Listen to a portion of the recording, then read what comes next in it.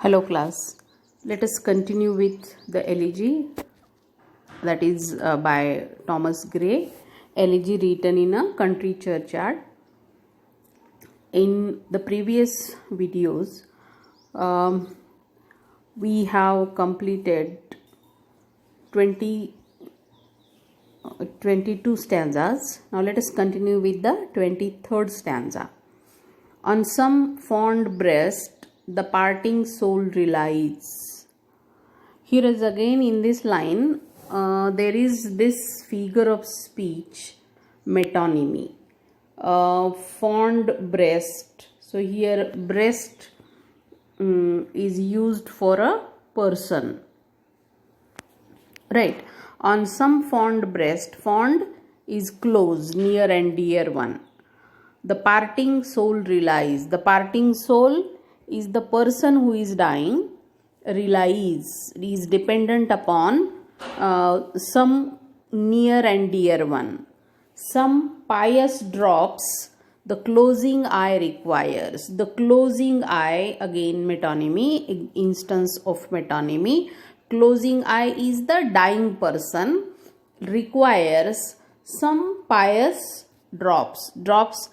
Pious drops are the tears of sadness, tears of sorrow from the relatives or from the near and dear ones of the person who is dying.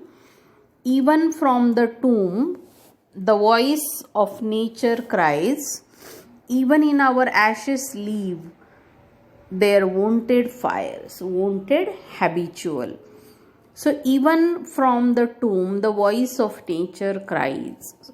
Now this is the human nature that always needs sympathy, and in our ashes also the speaker says our habitual fires, our wishes, they lie there. For these who mindful of the unhonored dead, for thee is the archaic word for you. So he says, the speaker says, for you, who? It is for the person who mindful of the unhonored dead, who thinks about, who is worried about the unhonored dead. Now these unhonored dead are the simple villagers, the forefathers of that village, who are lying there buried in their simple graves. For thee who mindful of the unhonored dead, dost in these lines their artless tale relate. So he says, for you who is thinking about those simple villagers, for you this artless tale is related.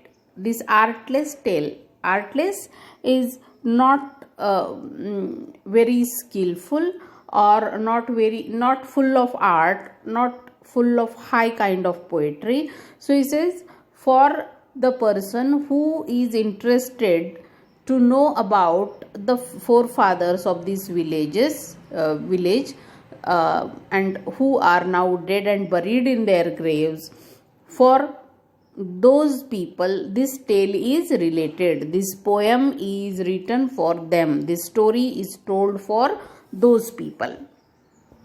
If chance, if by accident, if by chance, by coincidence, by lonely contemplation led, lonely contemplation is deep thinking or reflection. So if some lonely person thinking about these soldiers comes there, some kindred spirit shall inquire thy fate. So some kindred, some close relative, some near and dear one may inquire thy fate. Fate is the destiny, thy is your.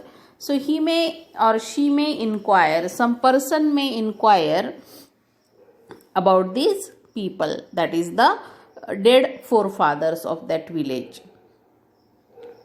Happily, by chance, happily, perhaps, some hoary-headed swain may say, some rough young man may say, and here we have some 5 stanzas, remaining 5 stanzas of the poem, that is stanza number 25 to 29, which are in the double inverted commas. The words in the double inverted commas, they are the story of the dead person told by some villager. Haply some hoary-headed swain may say, often we have seen him at the peep of dawn. At the peep of dawn, that is early in the morning, we have seen him brushing with hasty steps the dews away. Brushing, clearing, while walking, the dew on the grass is, while walking hastily, the dew on the grass is brushed away, it is wiped away. So this man was seen walking quickly, hastily, to meet the sun upon the upland lawn. To meet the sun upon the upland lawn means he was going to his field very early in the morning, and it is described as if he was going to meet the sun. Again, here is the example of the figure of speech called personification. The sun is considered as a person, and the villager, the simple man, was going to meet the sun upon the upland lawn in that hill area. So here from this stanza onwards, we have some 5 stanzas telling us the story of that simple villager before his death.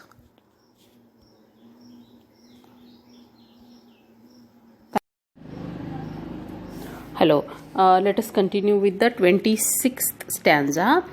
There at the foot of yonder nodding beech, there at the bottom of yonder is again there, nodding beech, there is a beech tree that wreathes its old fantastic roots so high.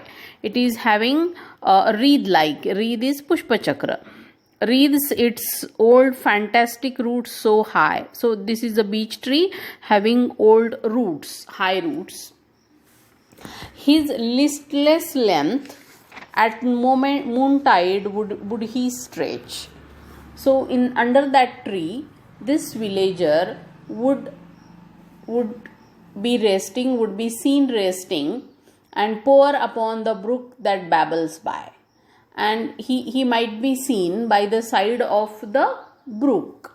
Brook is the stream. Okay. So he will be seen by the side of the brook that babbles by, that flows by.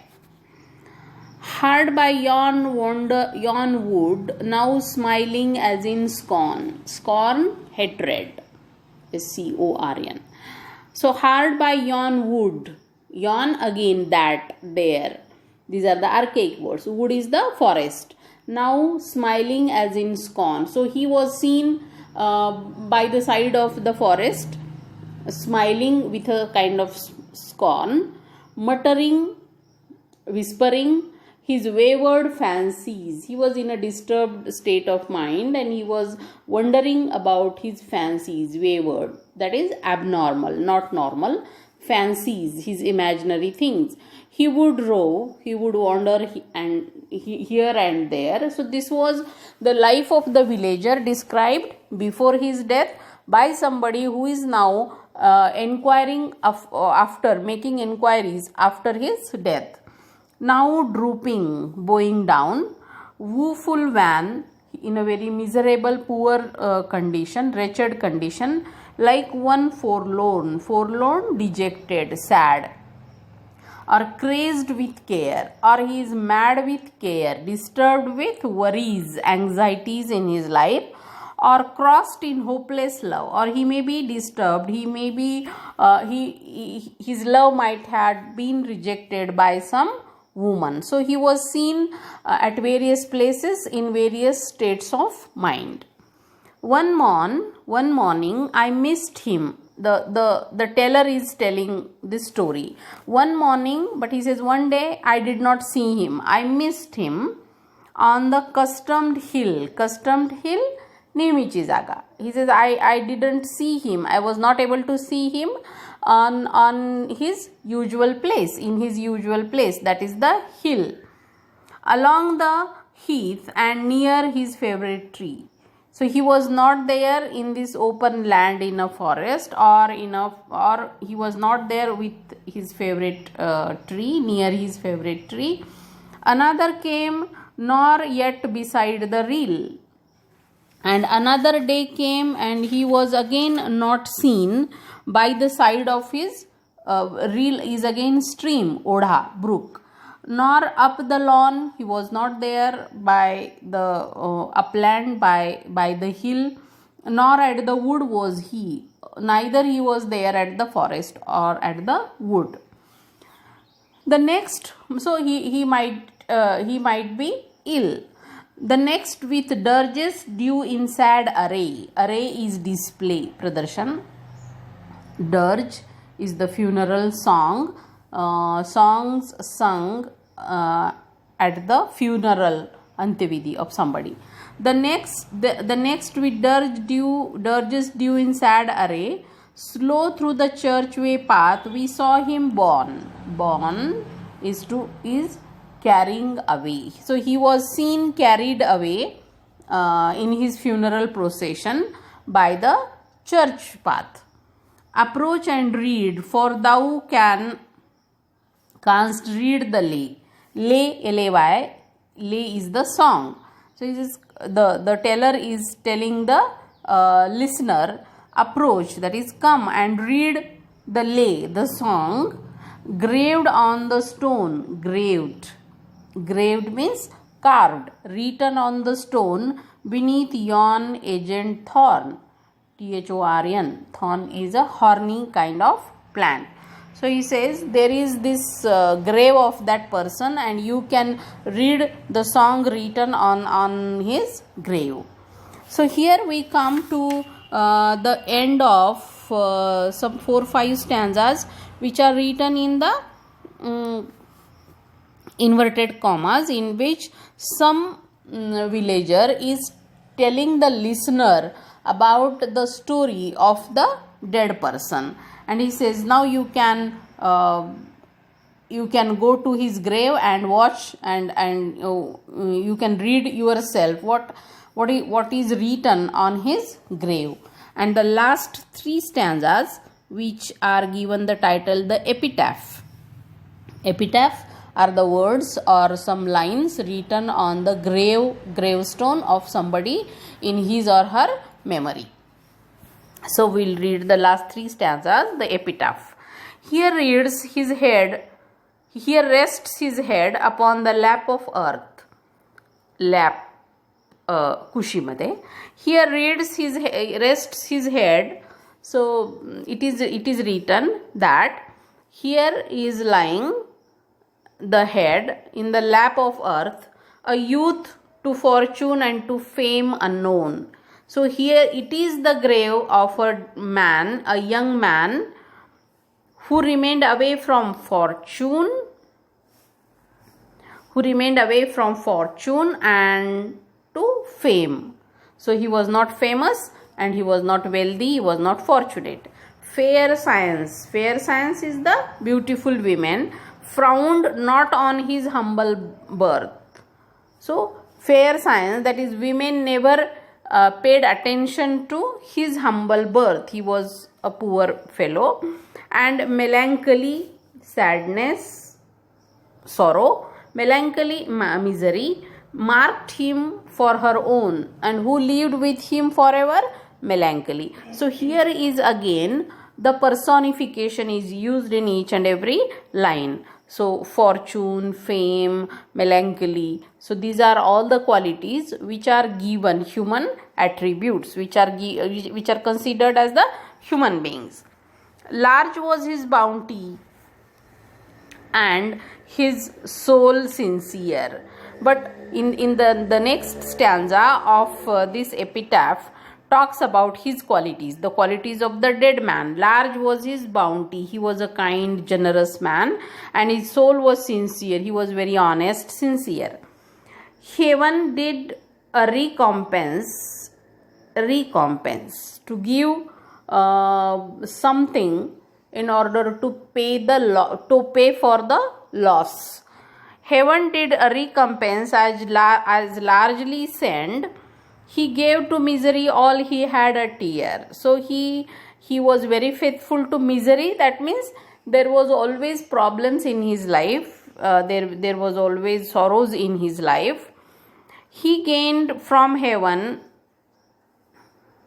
it was all he wished a friend, and misery was his friend, as if means he was always in a sorrowful state of mind. No farther seek his merits to disclose, and the last line reads like this: no farther. So hereafter don't try to show his merits to disclose. Don't tell about his merits or his qualities to the world, or draw his frailties, weakness, from their dread abode. From their dread abode is the metaphor for the grave. So don't try to disclose to the world his weaknesses. There they alike in trembling hope repose. So they are taking rest. All his qualities, all his virtues, as well as his weaknesses, they are as if resting in the grave.